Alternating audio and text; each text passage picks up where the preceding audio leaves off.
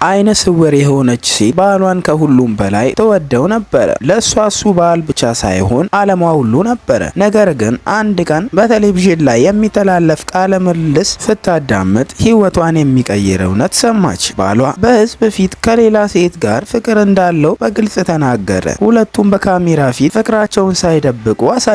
ያቺም ሴት የእሱን ልጅ እንዳረገዘችለት አስታወቀች። ይህን የሰማች ሚስት ልቧ በሐዘን ተሰበረ።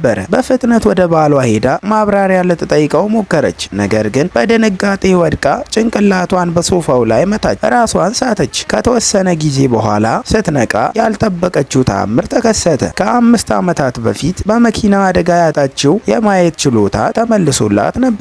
ይህን የምስራች ለባሏ ለመንገር ተነሳች። ነገር ግን ከበሩ ውጭ የሚደረግ ውይይት ሰማች። ባሏ ከፍቅረኛው ጋር ሲያወራ ከእሷ ውጪ መኖር እንደማይችልና ሚስቱን የሚያስብ መስሎ ብቻ እንደሚኖር ተናገረ። በዚያ ቅስፈት ሴትየዋ አንድ መራራ እውነት ተረዳች። ለዓመታት የኖረችው ትዳር በውሸት ላይ የተገነባ ነበረ። የፍቅር ስዕሎቿን ሁሉ አወረደች፣ አቃጠለቻቸው። ከዚያም ከውጭ ሀገር ከሚኖሩ ጓደኞቿ ጋር ተገናኝታ ቪዛ ለማውጣት ጀመረች። ከ5 ቀናት በኋላ ከህይወቱ ለዘላለም ለመጥፋት ወሰነች። በዚያ መካከል ባሏ ሚስቱ በእሳት እንደሞተች ተነገረው። በኋላ ግን በህይወት ስትገኝ አይቶ በደስታ አቅፎ አለቀሰ። ሴትየዋ ግን እንባዋ እውነተኛ ነበር ወይስ ሌላ ተዋናይነት እንደሆነ መለየት አልቻለችም። አይኖቿ መመለሳቸውን ከሁሉም ደበቀች። ይህም ባሏን እና ፍቅረኛውን በድብቅ ለመመልከት እድል ሰጣት። በየቀኑ ሁለቱ በፍቅር ሲገናኙ በአይኗ አየች። ባሏም ለሚስቱ እንደሚያስብ እያስመሰለ በድብቅ ከሌላዋ ሴት ጋር ይኖር ነበረ። በዚህ ሁሉ መካከል ባሏ ወደ አይን ሐኪም ወሰዳት። ዶክተሩ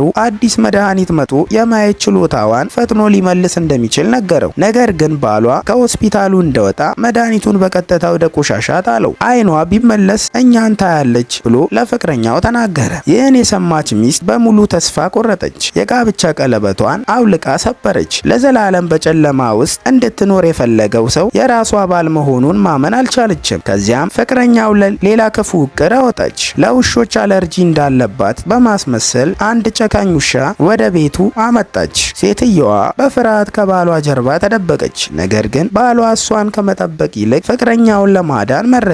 በዚያ ቅስፈት ሴትየዋ በውሻው ጥቃት ተጎድታ ወደ ሆስፒታል ተወሰደች። ከዚያ የባሰው ግን ሁለቱ ሴቶች በአንድ ሆስፒታል ክፍል ተኝተው ነበረ። ባሏ ቀንና ሌሊት ፍቅረኛውን ይንከባከብ ነበረ። ምግብ ያበላት፣ ልጃቸውን በፍቅር ያዳምጥ፣ ሌሊትም በእቅፍ ያስተኛት ነበረ።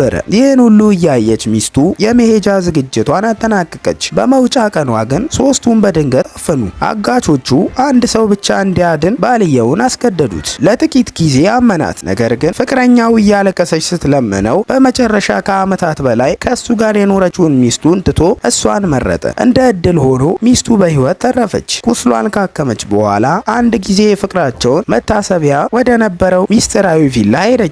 ነገር ግን ቦታው አሁን በሌላዋ ሴት ልብስ፣ በባሏና በፍቅረኛዋ ፎቶዎች ተሞልቶ ነበረ። በዚያ ቅስፈት ለእሷ በዚያ ህይወት ውስጥ ምንም ቦታ እንዳልቀረላት ተረዳች። የተሰበረውን የጋብቻ ቀለበቷን በፖስታ ላከችለት። ከዚያም ቪላውን በእሳት አቃጠለች። እሷ ከቦታው ስትርቅ ባሏ ወደ ቪላው እየመጣ ነበረ። ሲደርስ ግን ከፊቱ የተመለከተው ነገር ሁሉንም የዋጠ የእሳት ነበልባል ብቻ ነበር። በዚያ ቅስፈት የሚስቱን ዋጋ ሲያውቅ ግን ሁሉም ነገር ከእጁ አምልጦ ነበረ።